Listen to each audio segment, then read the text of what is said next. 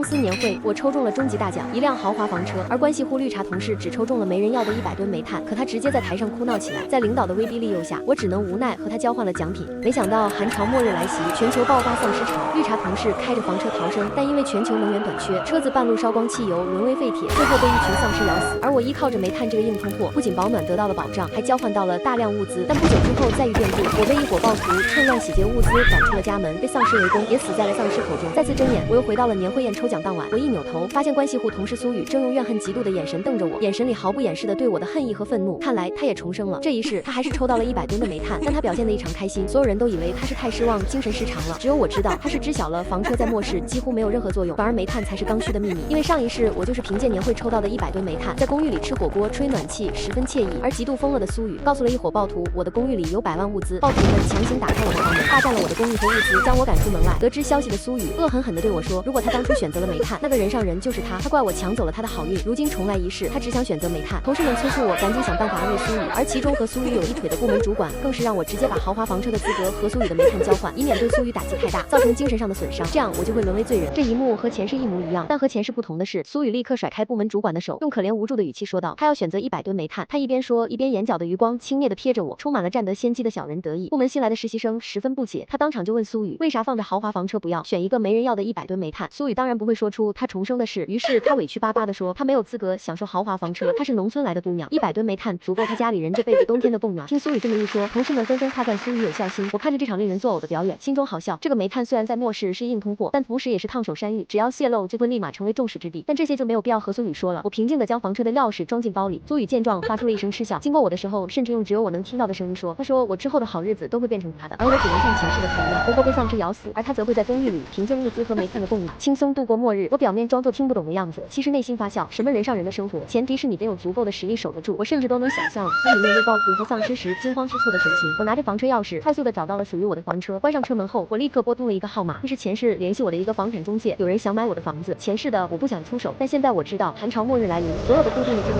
就是暴露的目标，人群聚集处便是灾难温床。时间紧迫，我要最大限度地搞到钱。房产中介的名字叫大强，我直接开门见山，我的房子3天内能不能完成交易？电话那头非常震惊，前几天的我还态度坚决地回绝，今天怎么改口了？我告诉他，我只要求速度，成交价我可以比市面上的成交价低1成。大强闻言立刻答应，我要求他3天内必须完成交易。挂了电话后，我立刻开始了第二步，我下载了市面上所有的网贷 app， 一晚上的时间就贷出了超过300万，但还不够。我利用前世的记忆，写下了3天后5000万的超级彩池的开奖号码。钱一到手，我立刻开始着手改造我的房车。我联系了全国最好的安保公司，以女性想自驾全国，但怕被变态跟踪，极度缺乏安全感为由，用10倍的价格让他们对我的房车进行改装，并要求他们在2天内完成。我把车子外壳都改装成了银行保险库的同款材质，哪怕是新车小车都不会留下伤痕。玻璃车窗全部换成了防弹玻璃，外面又加了能通高压电的钢筋防护网，丧尸只要碰到就能瞬间化为焦炭。轮胎全部都是军用级的防爆轮胎，还加了非常粗的防滑链。车门也改成3层防爆门，每层都需要不同的密码和指纹。师傅们都对我这么大的阵仗感到不解，有的甚至怀疑我是潜逃通缉犯，但我直接甩出了成箱的现金，让他们闭上了嘴。师傅们看着漫天飞舞的现金，手上的工具都扔冒烟了。刚才还做着偷懒的师傅也立马加入了改装的队伍。改装完成后，我又采购了一套全球最先进的自循环过滤水系统和发电机，装在房车里解决水源和电力问题，并花重金请特种部队退役士兵在车顶装了大功率的太阳能发电板和蓄电池组，同时在车外装了12个监控，保证自己在车内能无死角地观察到外面的一举一动。可我又面临了新的问题，房车体积太小，难以存下海量物资，尤其是燃油问题。房车一旦没有能源，它将瞬间化为冰窖。我咬着手指，奋力思考着对策，竟然在不经意间咬破了手指。突然间，叮的一声，我的脑海中竟然响起来了一个声音：恭喜宿主解锁房车系统。我因为完成了房车改造，系统奖励了我房车无限空间功能。车的车尾出现了一空间，可以无限存取物资。我立马掏出手机，开始疯狂在不同的购物平台下单，几万桶的矿泉水、成箱的压缩饼干、泡面、自热米饭、罐头、消炎药、抗生素、绷带堆成了一座小山。我还有女性必须的卫生用品，这些量足够我在房车里安度晚年。我还跑遍了全市的加油站，用2倍的价格买空了全市的汽油。房车的能源问题也被我解决。最后我花光了剩余全部积蓄，联系到了国外的雇佣兵组织，找他们购买了大量的枪支弹药和防弹背心，保证自己将来面对丧尸和坏人也能有一战之力。时间来到末日前最后一天，我看着堆满物资的一空间里，一种前所未有的安全感包裹着我。我知道我已经有了对抗末日的资本。我开始查看起监控，房车周围一切正常，街道上还是人来人往，一片宁静祥和。正当我准备关掉监控，我发现不远处正有一个一身黑衣的男人正死死盯着我的房车，那眼神即便是隔着几十米，依然能感受到其中的凶狠和贪婪。我瞬间紧张起来，虽然末日还没到，可人性的险恶已经提前到来。我立马驾车离开，连夜开往郊区，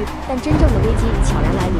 早上7点，我在房车里被一阵阵寒意冻醒，我起身查看温度计，车内温度竟然已经低至零下10摄氏度。我意识到极寒天气来了，我赶紧打开房车的空调，一股暖风扑面而来。我看向车窗外，城市已经被白雪完全覆盖。我去查看监控，因为风雪太大，只能看到白茫茫一片。我知道这场暴雪还不会停止，气温会越来越低，人只要在外面待上几分钟，就会因失温死去。就在这时，我的手机疯狂震动，屏幕弹出一条又一条的红色预警，国家发布应急广播，禁止国民外出。气象台发布最高级别警戒，最冷地区的温度甚至到达了零下160度，比南极还要冷上4倍。还有一条更炸裂的消息，有人目击疑似丧尸般的生物，让大家千万不要轻易打开房门。但是这一切都与我无关。此刻我身处郊区，别说丧尸了，连人影都见不到几个。我淡定地打开电视，随手拿起一包薯片，开始看起了新闻。城市已经乱作一团，极寒天气才刚开始，就已经有不少人因为停电冻死在家中。我想起在前世，我此刻正无助地在自己家里靠着升起的煤炭苟延残喘，而这一世，我坐在提前改装好的豪华房车里，吹着26度的暖风，追着自己喜欢的剧，还利用空余时间把自己的物资按照保质期长短进行了分类。就在这时，我的绿茶同事开始疯狂给我发起了消息，见我迟迟不回应，竟直接发来视频通话。楼外是冰天雪地的严寒天气，楼内是随时可能爆发的丧尸变异。但此刻，绿茶同事苏雨正身处欧式豪宅，穿着吊带，画着精致的妆容，和我打着视频。他虚伪地问我冷不冷，我抱了抱自己，装作很冷的样子。他得意极了，并将镜头对准了他面前的餐盘，向我描述他温暖的生活。我将手机放在一边，走入自己的异空间，开始挑选今天的早餐。苏雨根本不知道，就会在几天后全市都会断电，到那时大家都会丧失理智，城市的犯罪率会直线飙升，他赖以生存的煤炭会成为所有人争夺的目标。苏雨见我毫无回应，瞬间变得不高兴，并挂断了电话。而我意外发现，我的异空间不仅容量超大，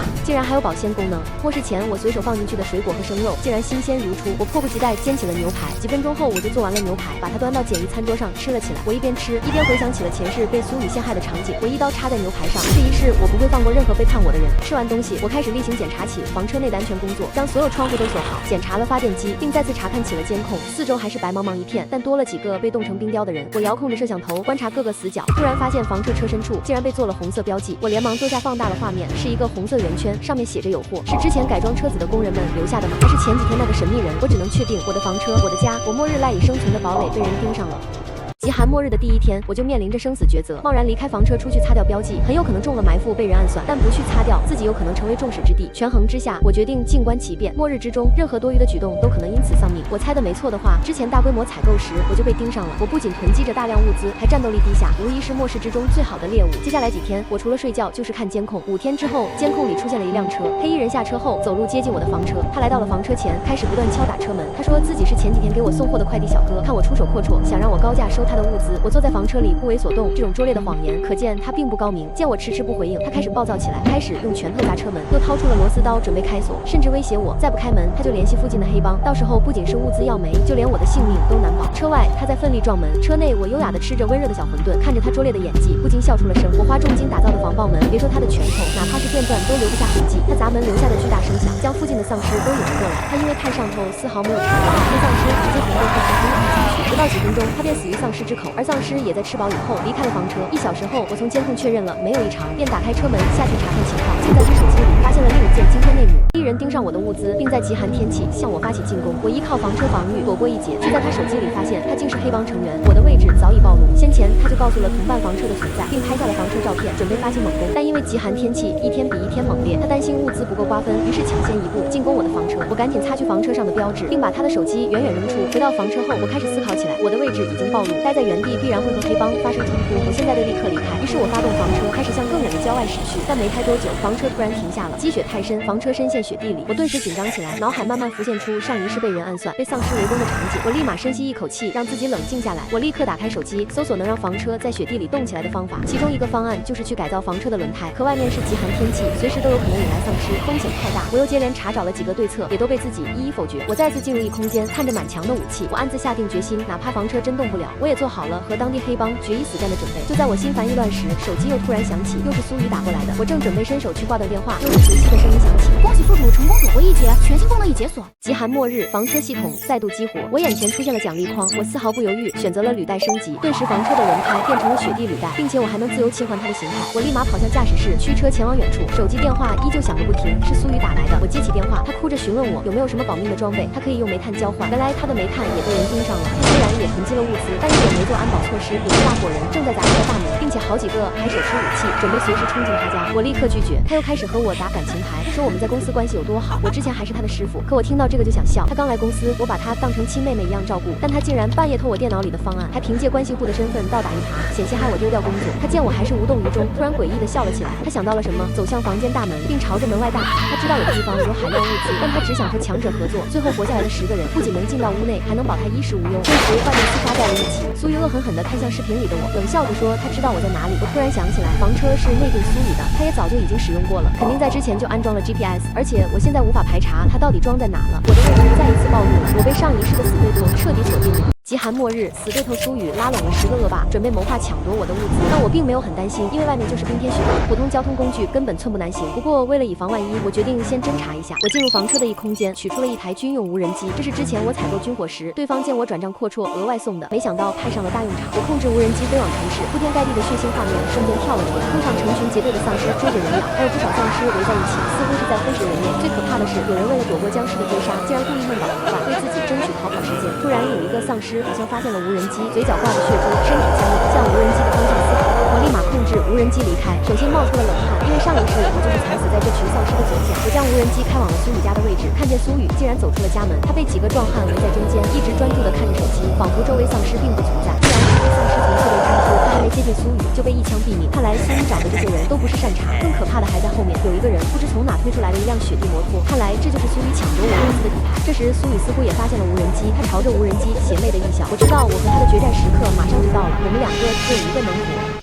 末世降临后，我遇上了第一场生死大劫。苏雨带着10个暴徒，开着6辆雪地摩托向我疾驰而来。我猛踩油门，试图甩掉他们和雪地摩托，开始了竞速。但因为积雪太厚，我好几次都差点撞上护栏。我心想，这样追逐下去风险太大，甚至可能会冲出道路，坠落悬崖。我放慢了速度，而他们也顺利逼停了我。以苏雨为首的11个人缓缓走下雪地摩托，绕着我的房车开始盘算有多少物资。他看向我的摄像头，并警告我，他们这里不仅有雇佣兵、杀手，甚至还有在逃的通缉犯，每一个都是狠角色。如果我不想死得太难看，最好赶紧打开车门。可我不会放弃房车这个移动堡垒，打开车门无疑是给自己判了死刑。见我不为所动，其中一人一手推开了苏雨，拿起铁棒就向我的车门狠狠砸去。但是巨大的反作用力震得他虎口麻烦，铁棒直接都拿不稳了。可我车门却连擦痕都没留下，他满脸的难以置信。这时另一个身材相对瘦小的男人走了出来，他观察起了我的门锁，发现是指纹锁后，他立马就汇报给身后的苏雨。苏雨听了哈哈大笑起来，他不知道在包里翻找什么，然后自信地走向车门，往指纹验证处按了下去。但我并不当一回事，指纹锁里只有我一个人的指纹，我们非亲非故，他根本无法打开。但下一秒，指纹锁叮的一声竟然打开了。末日降临后，我第一次感到毛骨悚然，难道这一世悲剧又要重演吗？车门缓缓打开，死亡的倒计时开始了。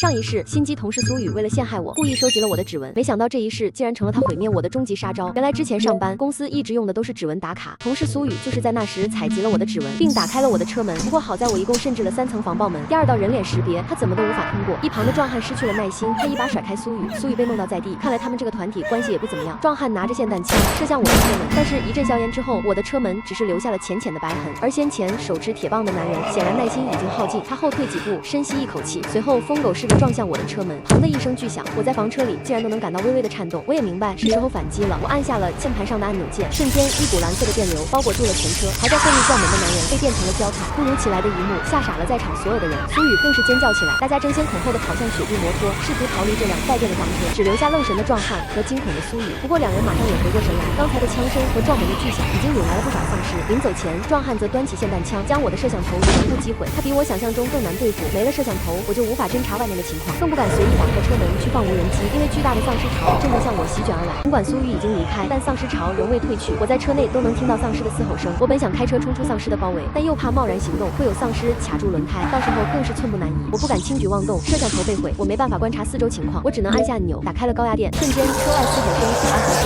掺杂在一起，大约过了3分钟，声音才渐渐消失。我不敢想象刚才究竟是有多少丧尸在围攻我，不过好在现在应该是都已经解决了。接连解决2个麻烦，我紧绷的神经此刻终于舒缓下来了一点。自从被苏雨盯上，我已经1天1夜滴水未进了。现在我只想好好吃一顿犒劳自己。我从一空间里拿出了火锅底料，还选了羊肉、牛肉、毛肚等，准备大吃一顿。我一边涮着火锅，一边盘算着明天的计划。虽然丧尸已除，但倒下的丧尸已经成了天然的路障，我必须下车挪开他们，否则房车无法启动。但我无法得知周遭的具体情况，不仅害怕还有残余的丧尸，而且担心苏雨他们蛰伏在附近。因为有点心不在焉，我吃鸭血时被烫了一下。而这时我最期待的声音出现了，只听叮的一声，系统出现，恭喜宿主成功度过了生死大劫，解锁全新功能。甚至这次的奖励比以往更丰富，我有了更多的选择。可这时我却犯起了难，这样的奖励让我无从下手。我迎来了末世里幸福的烦恼，系统奖励太过诱人，让我难以抉择。因为我同时度过了苏雨的侵略和丧尸围攻，这次奖励直接给了我3个选项，每一个我都不想错过。选项1，清理路障，可以把我周围的丧尸清空，以后也不用因为路障被迫停车。选项2，硬件升级，可以将车子的发动机等全面升级，不仅性能提升，还能解决掉苏雨留下的定位器。而最后一个选项是天眼系统，不仅能清晰看到周围的情况，还有1公里的热成像，即便是一只麻雀都能精准捕捉到。我经过一番思考，选择了天眼，因为路障只要周围无人，我自己就能解决。而苏雨因为刚发起猛攻，短期内我估计也不会轻易向我发难，天眼系统才是当下我最需要的。同时我也渐渐摸清了系统的原理，它似乎是按危险程度给我发放奖励。第一次是我手破皮，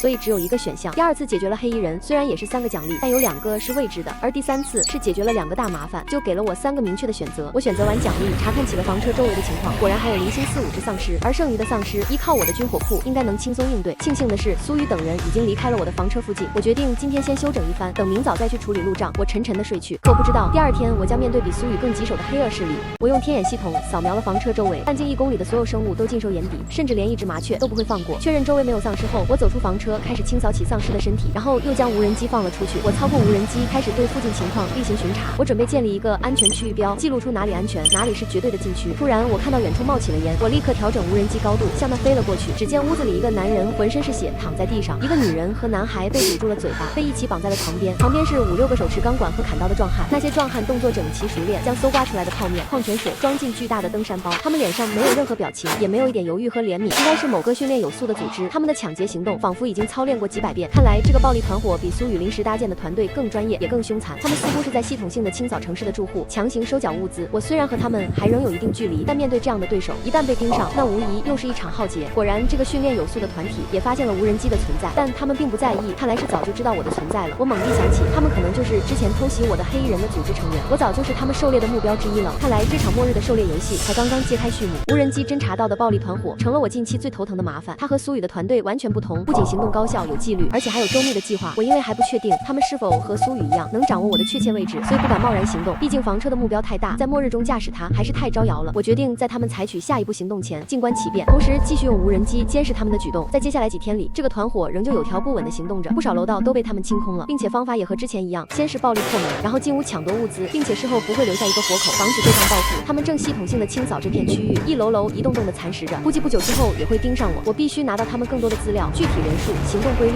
以及他们的据点。但是这个组织反侦查意识极强，一连几天我都没有收获，他们也毫不在意我的窥伺，似乎对这一切早有打算。我收回了无人机，来到我的异空间。虽然我买了不少武器，但我之前从未动用过，我觉得是时候开始学习如何使用它们了。坐以待毙不如殊死一搏，因为没人能想到这群亡命之徒会有什么疯狂的举动。接下来的几天，我一边监视着他们，一边在异空间里研究枪械的使用方法。这天我如往常一般正在吃着早餐，突然车门那传来敲门声，这个时候会是谁？难道又有新的敌人来袭了吗？没想到在和犯罪团伙开战之前，眼下又出现了新的变故。我的车门正在被人急速拍打，我赶紧查看天眼系统，发现车外竟然是苏雨之前进攻我时那个用猎枪的暴徒。他一手敲着车门，一手拽着木绳，木绳的另一头正是双手被紧绑的苏雨。此刻他正满脸伤痕地坐在雪地里。暴徒换上一副极其虚伪且谄媚的嘴脸，他说自己之前是受到了苏雨的蛊惑，求我打开车门，只要给一口吃的，他愿意做我的贴身保镖。见我没有回应，他说知道我和苏雨关系不好，特地把苏雨绑来任我处置。我依旧沉默，时间1分1秒的过去，暴徒的耐心彻底被耗尽，之前假惺惺的表情彻底收起。他掏出猎枪，开始疯狂扫射我的车门。他不断咒骂我，我仍然没有回应。我冷漠的态度似乎再度激怒了他。他说很好，既然我不愿意平分物资，那就干脆鱼死网破。他抢过苏雨的手机，告诉我他马上就会把我房车的地址公布出去，并且会让所有人都知道我的房车里至少藏着上百万的物资储备，到时候我将成为末世最大的肥肉。但地上的苏雨愈发惊恐，他知道一旦把我的位置公布，在房车外没有丝毫掩护的他们肯定会被赶到的人先一步撕碎。而且刚才他发泄式的开枪早就引来了附近的丧尸，苏雨急得大哭起来。而这时我脑海酝酿了一个大胆的计划，接下来我说的话震惊了车外的2人。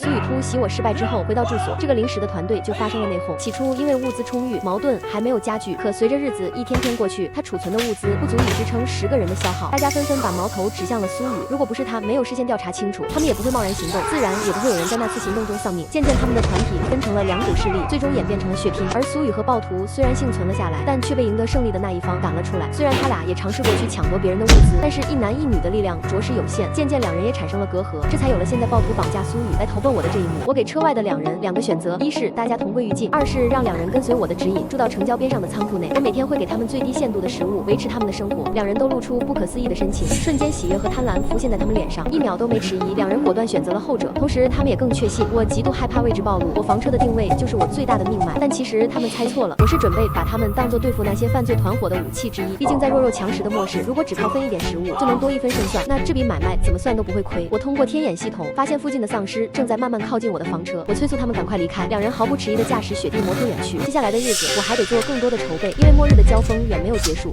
苏雨和暴徒死死地盯着空荡荡的仓库，眼里满是绝望和不甘。我给他们准备的这个新家，空气中散发着尘土味，到处都积灰，一看就知道已经废弃了很久。在这里别说常住了，光是一个取暖问题都很难解决。而苏雨不知什么时候松开了绳子，他站在空荡荡的仓库中间，环顾四周，全程没有说话。另一边的暴徒像是脱力似的靠着墙坐下了，而我驾驶无人机给郊区仓库的两人送去物资。无人机上挂着一瓶水和一袋压缩饼干。见到无人机飞来，暴徒兴奋地上去迎接，但当他看到竟然只有这点物资，他的表情从欣喜变成了愤怒。他对着无人机大声斥责我的小气。另一边的我看着他的样子，只觉得好笑。我立马遥控无人机返航。苏雨见状，立马扑向无人机，取下了水和饼干。他很明白这是末日，挑三拣四，只有被饿死这一个结局。暴徒看到苏雨拿到了物资，顿时也红了眼。他发疯似的抢过了苏雨手中的压缩饼干，打开包装便狼吞虎咽起来，其中好几次都被呛到直咳嗽。而一边的苏雨只是在那默默喝着水，还是在观察着周围。就在这时，暴徒走向苏雨，两个人偷偷说着悄悄话。但他们没想到的是，我的无人机是之前改装过的，声音效果不亚于一流的窃听设备。只听苏雨向暴徒说：“现在我的防备心重，等取得了我的信任，顺利进入房车，那么水、物资全部都是他们的了。”可他们怎么也想不到，他们才是真正的猎物。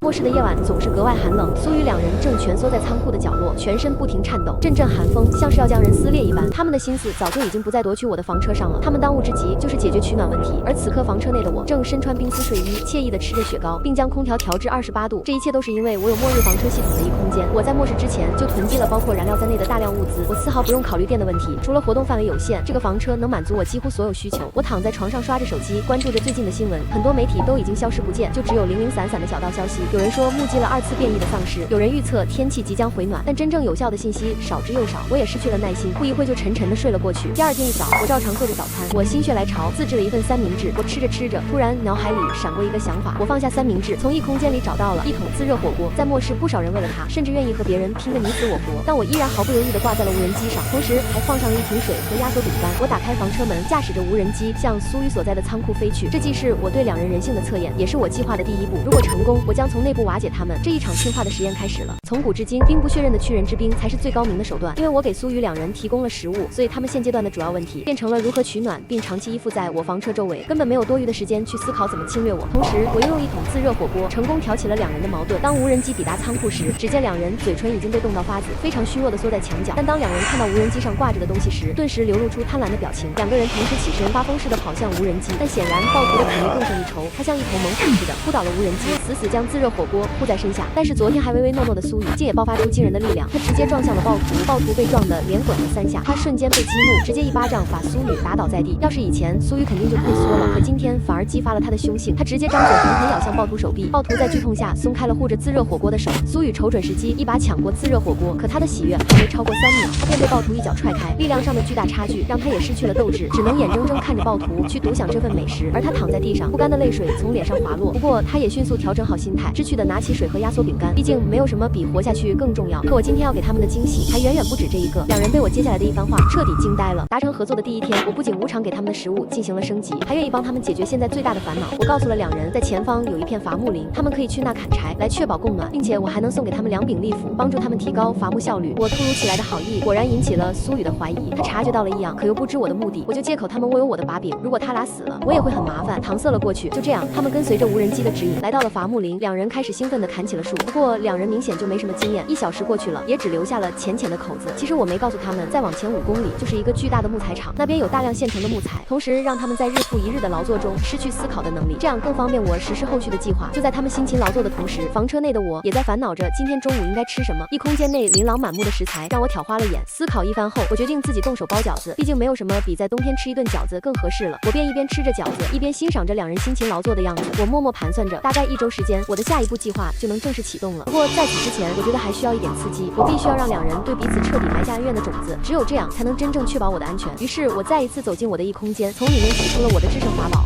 在接下来的3天，我的无人机都不停地向苏雨两人运送着各种食物，泡面、罐头、酸辣粉，当然数量都只有一个。苏雨永远是那个吃压缩饼干、喝矿泉水的人。今天我决定再做出一点改变，我把矿泉水换成了牛奶。暴徒看到更是欣喜若狂，直接一把抢过牛奶和上面的黄桃罐头。苏雨见状直接发出怒吼，指责他抢了自己应有的食物，但暴徒丝毫不理会，只是淡定的用手指向了猎枪的方向。苏雨彻底怒了，他攥紧拳头冲向暴徒，准备和他殊死一搏。但暴徒只是恶狠狠地向苏雨瞪了一眼，他的直觉告诉他最好就此作罢。苏雨懊恼地抓着自己的头发，这一切本来都该属于他，因为掌握我房车信息的人是他而不是暴徒，可现在只能看着别人窃取自己的胜利果实。时间转眼来到了中午，我在房车里煎着牛排，牛排在锅内滋滋作响，浓郁的肉香弥漫在房车内。这既是我的午餐，也是我今天的制胜法宝。我将一块牛排挂在无人机上，并用锡纸包裹住，并且还贴心的将水灌成一小瓶红酒。当无人机来到仓库的那一刻，两个人都被肉香吸引住。暴徒迫不及待取下锡纸，看见里面那块有雪花斑纹里的牛排，激动地哭了出来。他甚至直接跪倒在了无人机前，虔诚地取下那瓶红酒。我相信这一晚是他在末日后最幸福的一天。而另一边的苏雨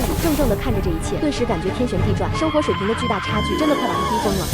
时机已经成熟了，苏雨终于跌入了我给他精心策划的陷阱之中。一边是狼吞虎咽享受佳肴美酒的暴徒，另一边是食不果腹甚至一天都没喝到一滴水的苏雨。现实的巨大落差将他的心灵防线彻底击溃了，因为一直以来都是不患寡而患不均。只见苏雨正死死盯着无人机，看来他已经做出了决定。于是我驾驶无人机慢慢飞到仓库外面，苏雨也顺势跟了上来。沉浸在美味中的暴徒丝毫没有察觉到这一切。我通过无人机告诉苏雨，我需要他成为我的间谍，观察暴徒的动态，以及告诉我其余几人的信息，并帮我暗中搜集一些末日所需的资料。而我会在合作期间每天往他的压缩饼干内偷偷塞一些食物，比如巧克力、坚果，甚至我还可以根据他的表现提供和暴徒的同等食物。苏雨是个为了目的不择手段的人，同时也是个聪明人，他了解我这样做的用意，因为给他的食物再好，他也没有能力抢过暴徒，这是目前最好的方案。他毫不犹豫地点头答应了。当然我知道这个合作肯定只是暂时的，苏雨是那种为了达成目的隐忍很久的人。这次谈判我完全没有谈到关于房车定位的事，因为我和苏雨都知道这是他最大的底牌，没了定位就等于失去了对我的掌控力，到时候别说改善生活，就连最基础的压缩饼干都无法保证。就这样我们达成了合作，我也开始享受起了牛排，这是我精选的上等牛肉，肉质鲜嫩的仿佛能掐出水来，不仅肉质丰盈，还带着丝丝甜味。吃完饭后，我查看起之前标记过的地图，我的下一步计划正式开启了。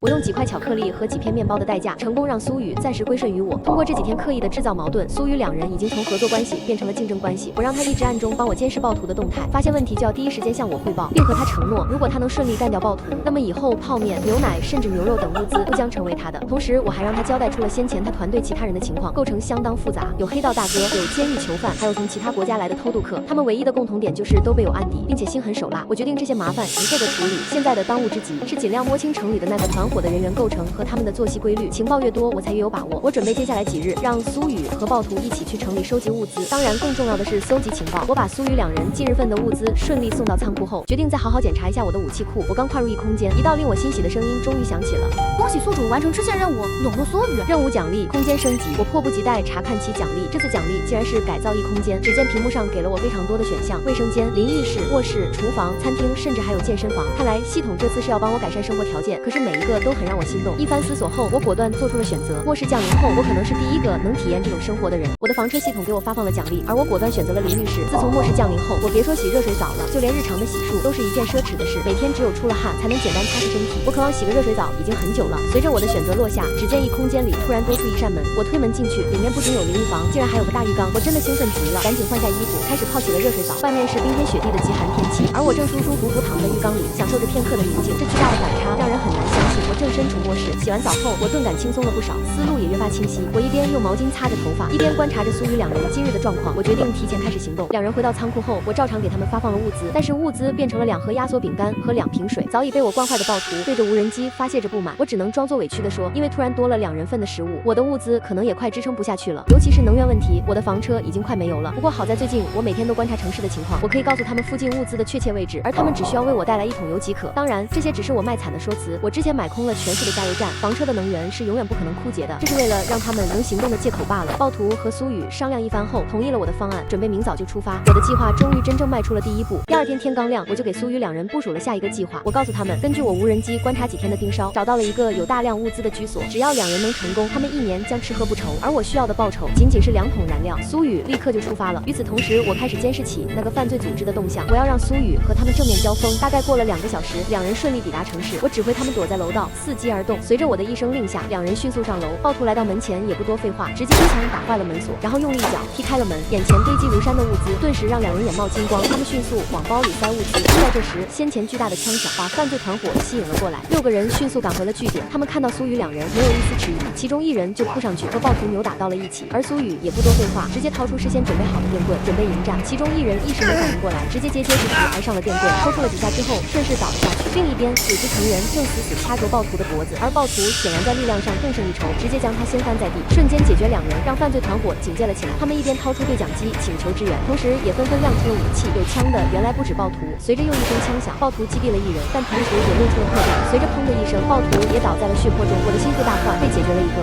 苏雨两人和犯罪团伙正面交锋，仅仅一会就有4个人殒命，而现在就只剩下苏雨一人。我本以为我和苏雨的恩怨会在今天结束，没想到他竟然也拿出了一把手枪，仅仅一瞬间就击毙了两人。我突然想起来，末日降临之前，苏雨曾是气枪爱好者，他的射击技术甚至有国家队的水平。不过片刻后，犯罪团伙剩余的成员都已经赶到了现场，他们将苏雨团团围住。我相信这次苏雨必死无疑。我收回了无人机，没有再理会接下来的发展。我坐在驾驶室里，长舒一口气，心里想着，终于解决了苏雨，之后只需要安心对付犯罪组织即可。知道我位置的人，我一个都不会放过。我不会让自己暴露在危险之中。松弛下来的我，一股饥饿感瞬间袭来。我来到异空间，开始挑选起今天的食材。经过1小时的忙碌，一锅红酒炖牛肉新鲜出炉，散发阵阵浓郁的肉香。我一边吃一边用手机翻看着新闻，突然一条信息让我瞬间汗毛直立。原来末日降临后，受到影响的不止人类，有不少动物也产生了异变。就在这段时间，有不少人拍到了他们的身影，大到狗寻老虎，小到昆虫、老鼠，并且动物的进化完成度更高，威胁也更大。就在我担忧未来该如何应对时，另一边的犯罪团伙正在庆祝新成员的加入，而这个人竟然是。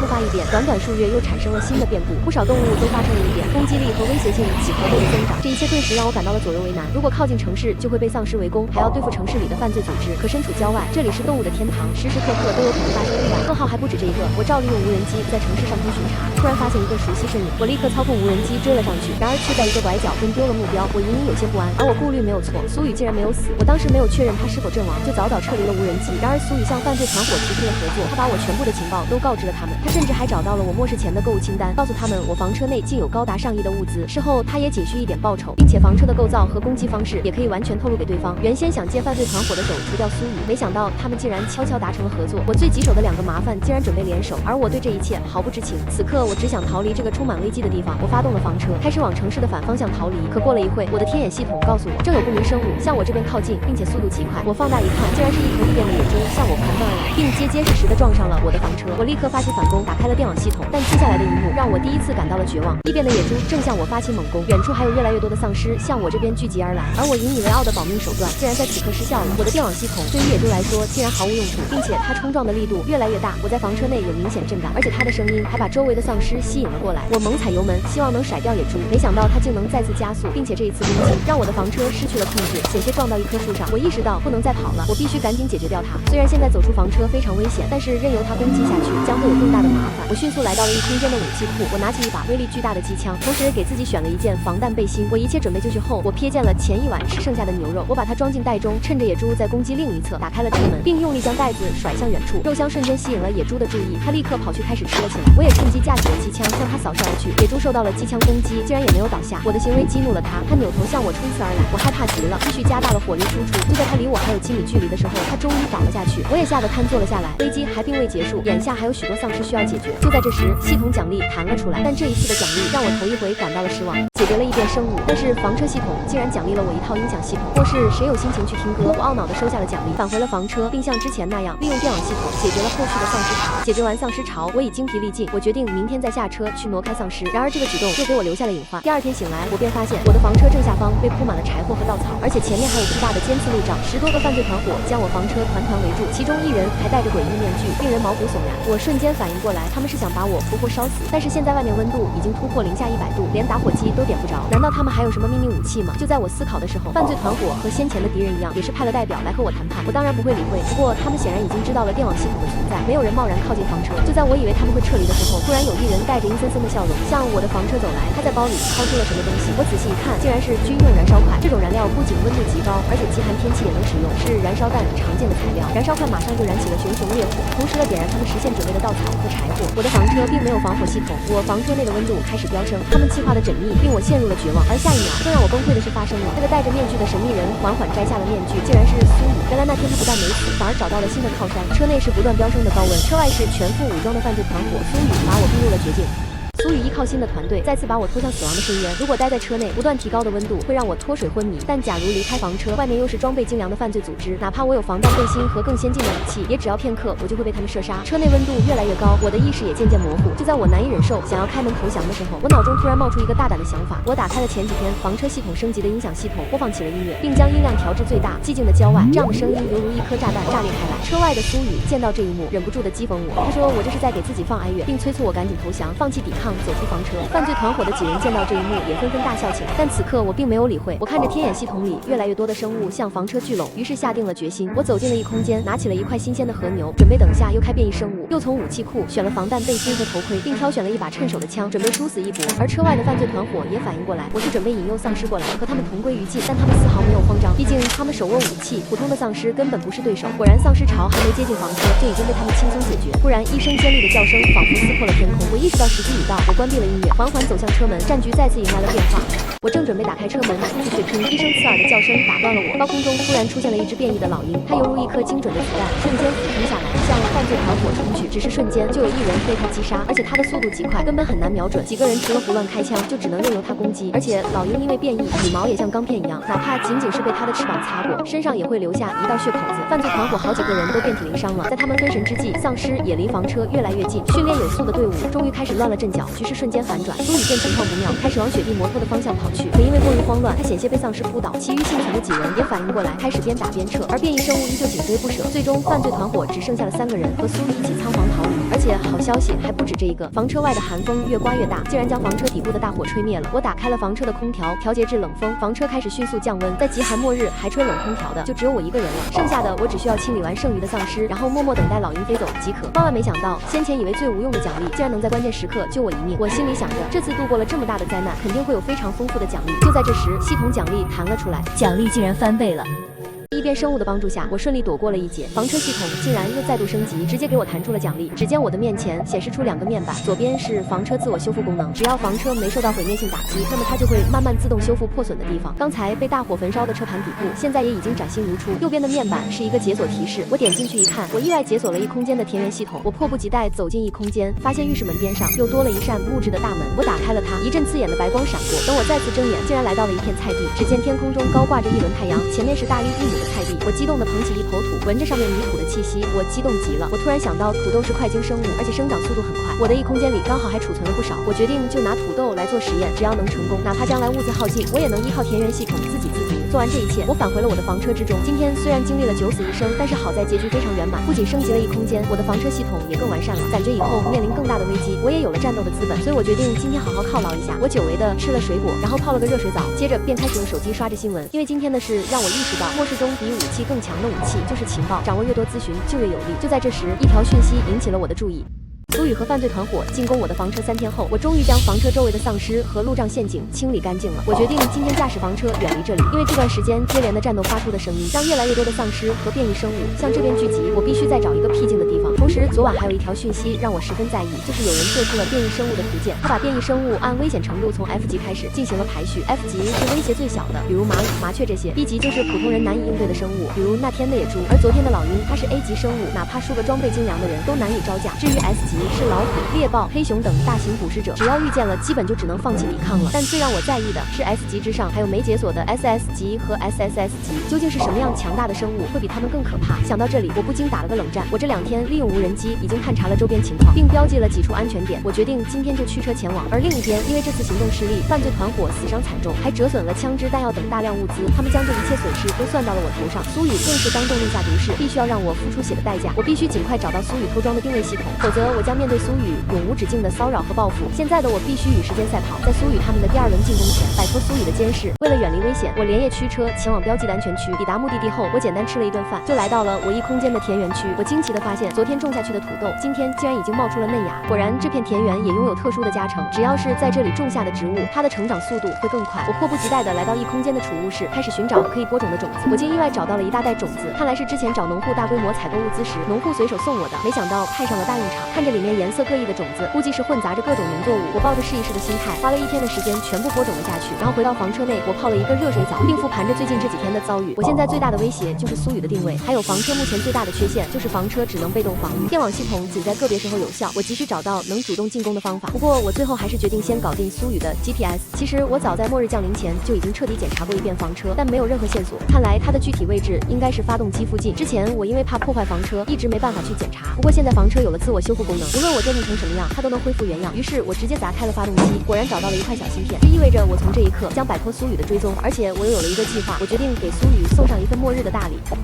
解除了苏语的 GPS， 我在末世终于不会再轻易暴露位置，我心中充满了安全感。当然，我不会轻易放过苏语。自从末世降临，他就一直想置我于死地。但是这次我决定先发制人，我将 GPS 绑在了无人机上，往森林方向飞去。我把它放在了森林深处，如果苏语贸然前往，那密林中的变异野兽必会将它撕碎。处理完这一切，我长舒了一口气。我打开了房车音响系统，放起了悠扬的音乐，一边听歌，一边在异空间挑选食材。因为之前不知道房车竟然有保鲜功能，我储存的海鲜并不多，但是今天为了庆祝，我还是决定奢侈一把。我选了海参、鲍鱼和一只澳龙虾配菜。今天我决定做豪华版海鲜面，我如愿尝到了这份末世中不可多得的美味。我心里也盘算着，如果异空间的田园系统真能种植成功，那么以后我不但可以吃到新鲜的蔬菜，甚至还能有源源不断的水果。以后我每天的工作除了例行检查外，就是去田园务农。我的情报收集工作当然也没有落下，我每天还是高强度关注着外面世界的动向。现在外面的民间势力大致分成3种，一种是犯罪组织这类团伙，一种是训练有素而且装备精良的雇佣兵，还有一种就是幸存者自发组织的互助阵营。普通人不管面对哪种势力都没有招架的能力。就在这时，手机弹出提示，竟然还有第4种更强大的势力。我正想点进去查看，却发现这条信息并不简单。世界的格局在末日的影响下已经完全改变，我做梦都没想到这类群体竟然能在末世中称霸一方。我怀着好奇的心态打开了第4种势力的资料，出现的竟然是一个叫暗月马戏团的名字。原来这个马戏团的动物因为受到极寒天气影响都发生了异变，但让人没想到的是，他们竟然还能听从人类的指挥。这个马戏团里不仅有老鹰、大象，甚至还有老虎、狮子、黑熊这类进攻性极强的食肉动物。马戏团的成员依靠强大的变异生物军团，现在已经彻底占领了记忆室。记忆室离我还有几百里的距离，应该暂时对我构不成威胁。不过这个信息也为我提供了一个新的思路，假如异变生物是能被驯化的，那我是不是也能有自己的专属宠物？但是这个想法马上被我否决了。自从经历了老鹰和野猪的攻击，我对这类生物早已心生畏惧，别说驯服了，我都不敢靠近。看完最近的咨询，我又来到异空间田园查看农作物的生长情况，果然不出我所料，即便我没有施肥，这里作物的生长速度也远比现实中更快，好多作物已经开始发芽了。我通过网络辨认着作物的种类，结果让我喜出望外，这些种子竟多半是水果，有葡萄、西瓜、苹果等等多达20种水果。我即将在末世实现水果自由，我开心地给作物浇着水，这份喜悦让我淡忘了潜藏在暗处的杀机。殊不知这份疏忽又将给我带来巨大的隐患。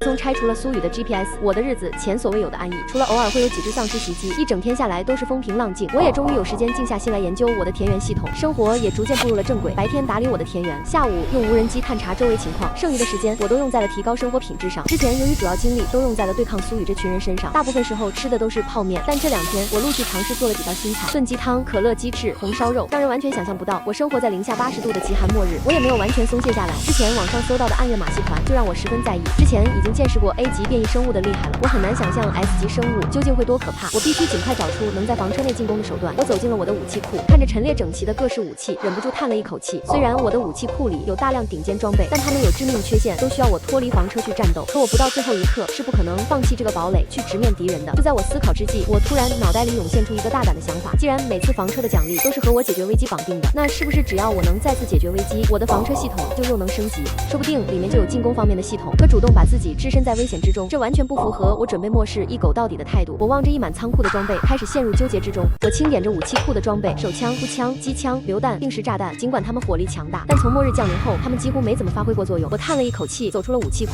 突然，熟悉的系统声音响起。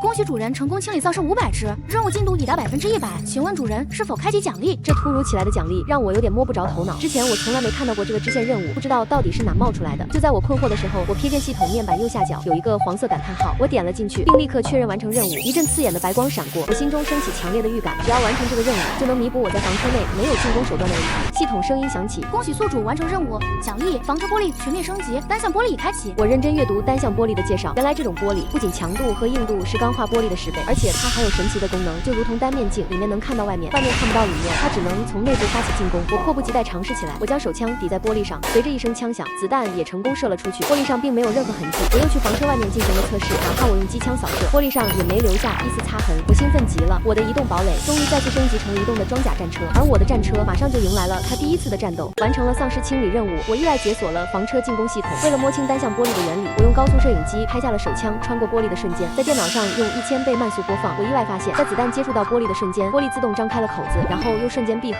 我又进行了多次测试，我从房车里向外扔东西，但这一次它却被玻璃挡住掉了下来。我推测应该是得以某种较高速度接近玻璃时，它才会自动打开通道。不过这些信息对我来说已经足够。测试完房车新系统，我又来到了田园，观察起农作物的生长情况。前段时间种下的土豆都已经长出了幼苗。我根据网上搜的务农教程，判断田园系统里的生长速度大概是外界的3到4倍。我巡视了一圈其余的作物，情况也都类似，估计再有1个月，土豆在内的很多作物就能到收获期了。我离吃上新鲜的蔬果的日子越来越近了。想到这里，我决定犒劳一下自己。我拿出平日舍不得吃的水果，西瓜、草莓、葡萄，切块以后再淋上酸奶，一道简单的水果酸奶就完成了。最近由于没有苏雨的骚扰，我也终于有时间潜下心来好好研究我的房车系统。我总觉得它还有很多我没有挖掘的功能。我准备这段时间把精力都放在开发系统上，而且现在有了进攻手段，之前我设想的房车主动升级方案也终于可以提上日程了。不过就在我用天眼系统观察附近情况的时候，又发生了新的变故。极寒末日，我用来收集情报的无人机，没想到这一次它却给带来了大麻烦。早上我像往常一样用无人机巡视房车附近，确认周围一切正常以后，我便收回了无人机。但返航的途中，我隐隐有种不好的预感，我感觉自己被什么东西盯上了。于是我调转了无人机的方向，发现正后方100米处竟然有一只异变的老鹰。我顿时惊出一身冷汗，加快了无人机的速度。毕竟这是我用来收集房车附近情报的唯一手段，可千万不能损坏了。但令我奇怪的是，这只老鹰似乎并没有攻击无人机的意图，它更像是在尾随。随着无人机顺利抵达房车，异变老鹰在我房车上空盘旋了几圈，就自己飞走了。我也没放在心上。当我干完农活从田园走出来，就已经是下午了。我刚走出异空间，就感受到了房车不正常的震动。我意识到我的房车正在被什么东西进攻，那种熟悉的危机感再度从我心中升起。我立马来到车窗查看情况，竟然是异变老鹰正在撞击我的房车。我预感到大事不妙，立马跑到军火库拿出了武器准备反击。我先是用手枪试探性的开了几枪，发现它就和异变野猪一样，防御力高的惊人，手枪毫无用处。我又尝试用了霰弹枪，可是射程太近，而且老鹰速度太快，根本无法造成伤害。最后我又掏出了机枪，想要用火力压制住它，但老鹰却精准的避开子弹。我真的束手无策了，那种深深的无力感再次弥漫在房车之中。我和异变老鹰僵持不下，一边是速度极快的老鹰，一边是坚不可摧还带着自我修复系统的房车，我们双方都拿对面没有丝毫办法。就在这时，我突然想到，之前的异变老鹰并没有攻击房车，可眼前这只就仿佛是受到了指令一般，一直持续的进攻。我盯着窗外那只不断俯冲的异变老鹰，脑子里突然闪过一个念头，有人在暗中操控它，并且操控者一定就在附近。我立刻放下机枪，转身跑到房车的监控室，利用天眼系统观察附近的情况。果然在500米的树后有个模糊的黑影，看来他就是暗中指挥老鹰的人。我瞬间把攻击目标从老鹰切换到了神秘人。我从武器库里拿出一把狙击步枪，开始瞄准神秘人。但是由于风水太大，加上我的枪法一般，我一连几枪都空了，都打在了树上。神秘人也瞬间反应过来，他的位置暴露了，因为他不知道我是从哪里发起的进攻，他只能胡乱逃窜，竟然主动离开了大树这个掩体，向远处跑去。这个巨大的破绽给了我机会，我重新瞄准了他。随着一声枪响，他的脚被我射中了，他凄厉的叫声响彻了整片天空。我不会给他留任何余地，现在的他动弹不得。我又接连开了数枪，他也终于倒了下去。而失去命运的老鹰也停止了攻击，他就呆立在雪地中央。我再次用机枪扫射他，轻而易举解决了这个大麻烦。我正准备松一口气，殊不知真正的灾难才刚刚开始。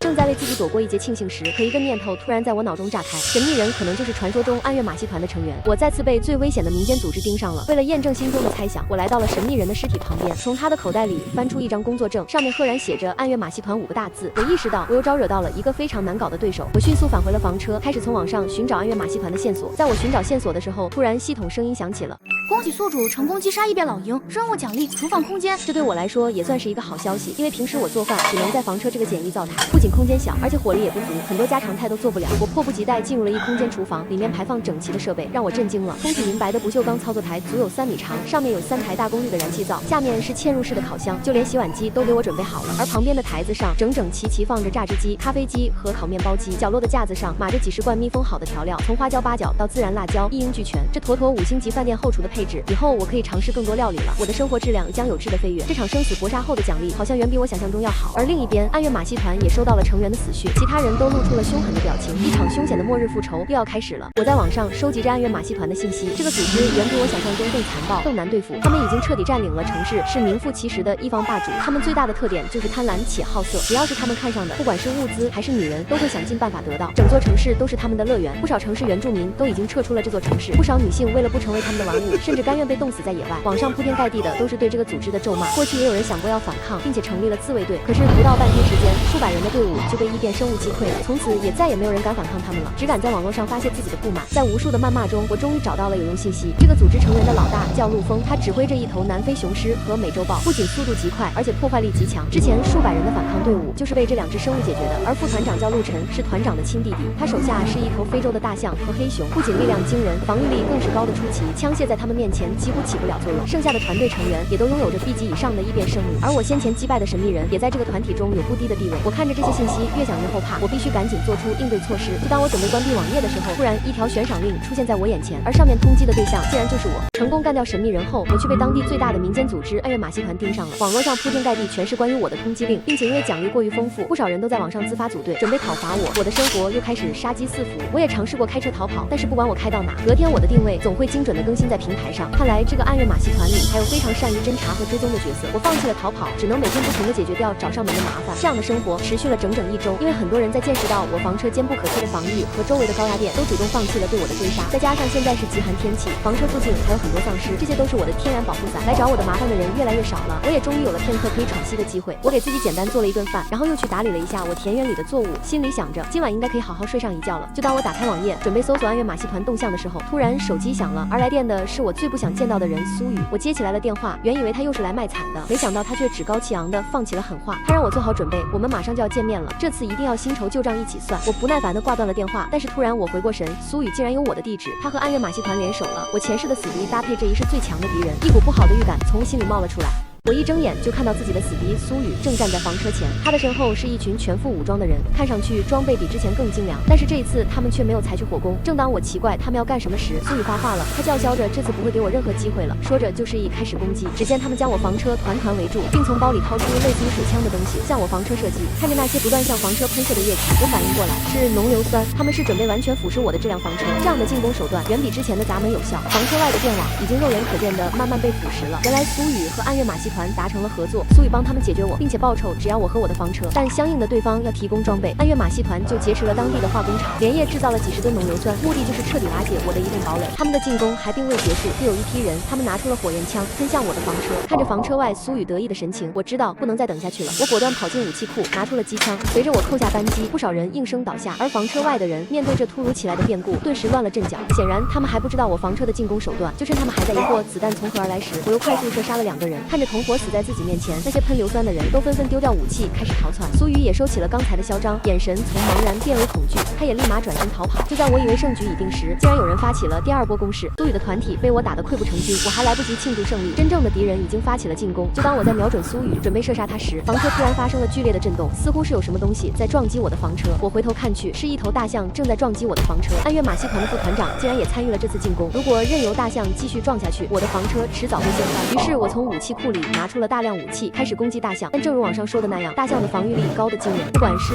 我的高压电还是机枪，都对它造成不了伤害，甚至就连威力最大的霰弹枪也只能做到打退它，延缓它的进攻速度。坏消息还不止这一个，另一头黑熊也开始参与起了进攻，我的房车被掀翻也只是时间问题。我不断尝试了各种武器，但都没有作用。我想去射杀副团长，但是我的天眼系统竟然没发现任何敌人，看来他们早有防备。他是在远处指挥着这2头异变生物。就在我不知如何是好时，我突然想到了对策。我跑进厨房，拿出2大罐蜂蜜，从车窗狠狠扔了出去。所幸这次它没被单向玻璃拦住，蜂蜜砸到雪地上，散发出诱人的香气。黑熊果然被吸引住了，他放弃了进攻房车，转而吃起了蜂蜜。我见方法奏效，就赶紧跑到田园里收割起了草和叶子，并抛出车窗。极寒末日下，这些新鲜的叶子比黄金还要难得。青草的香气让大象停止了进攻，我暂时获救了。而我也飞速思考着下一步的计划。忽然，散落在雪地上的火焰枪给了我灵感，我决定做一个大胆的尝试。面对防御力惊人的异变生物，常规的进攻手段都不奏效，我决定冒一次险，试试火攻的效果。我趁2头生物埋头进食，从房车内向他们喷洒了大量汽油，然后拿出了火焰枪向他们喷射而去。火焰瞬间覆盖了2只异变生物，果然，它们虽然物理抗性很高，又能耐严寒，但是却对高温没有办法。变异生物哀嚎了起来，发了疯似的到处乱跑，而我则持续不断的向它们喷射火焰。经过10分钟的缠斗，黑熊和大象都因为脱力倒了下去，但我知道它们不会这么轻易的死掉。我拿出了我的杀手锏，威力巨大的火箭筒。之前因为它们一直在动，我没办法瞄准，但是现在它们动弹不得，正是我解决它们的最好时机。雪地上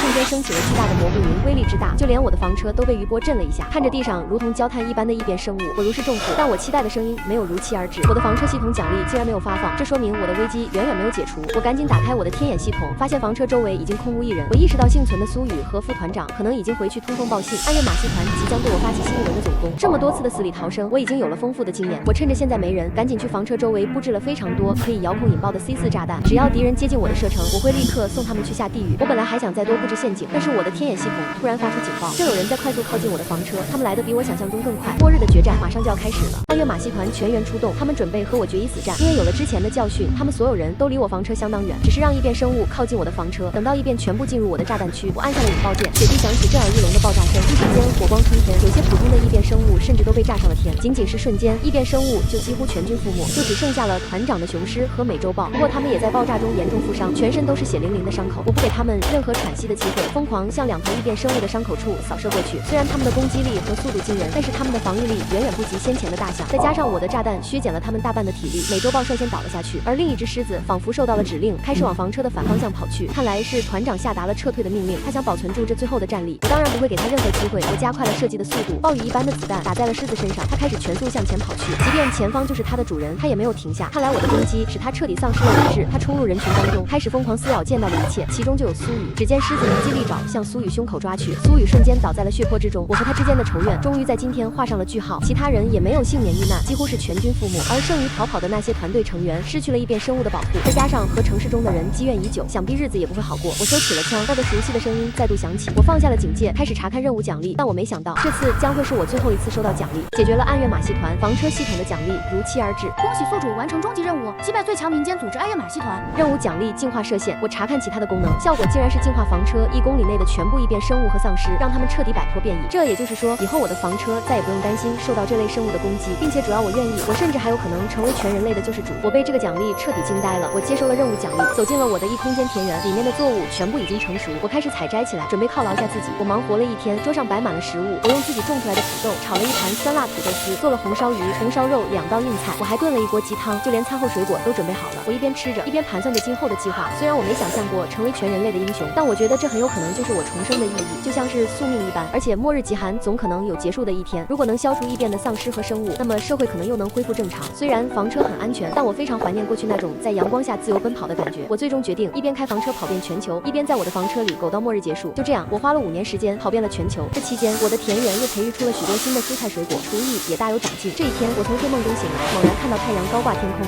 我激动极了，我迫不及待打开手机。国家发布了官方消息，全球气温正在慢慢升高，有专家预测说，大概3个月的时间，冰雪将彻底消融，最多半年时间，气温又将回到合适人类居住的温度。极寒末日终于要结束了。我走出了房车，抚摸着我的房车，回想着这些年经历的种种。这些年多亏有了他，带我躲过了一次又一次的劫难。重生一世，我竟然真的活到了最后。极寒末日结束半年后，生活秩序开始逐渐恢复，大家都风风火火进行着家园重建的工作。我在这个过程中也遇到了我的命中注定的那个人，而今天就是我们拍婚纱照的日子。我们在教堂前幸福地依偎在一起。突然，摄影师停下了手中的相机，向天空望去，只见天空被染成了一片血红色，气温开始诡异的飙升，似乎有什么东西正急速坠落而来。远处已经传来了人们的哀嚎声。我的另一半率先反应过来，他拉起我的手向防空洞跑去。末日危机再度降临，前方又是未知的恐惧和强敌。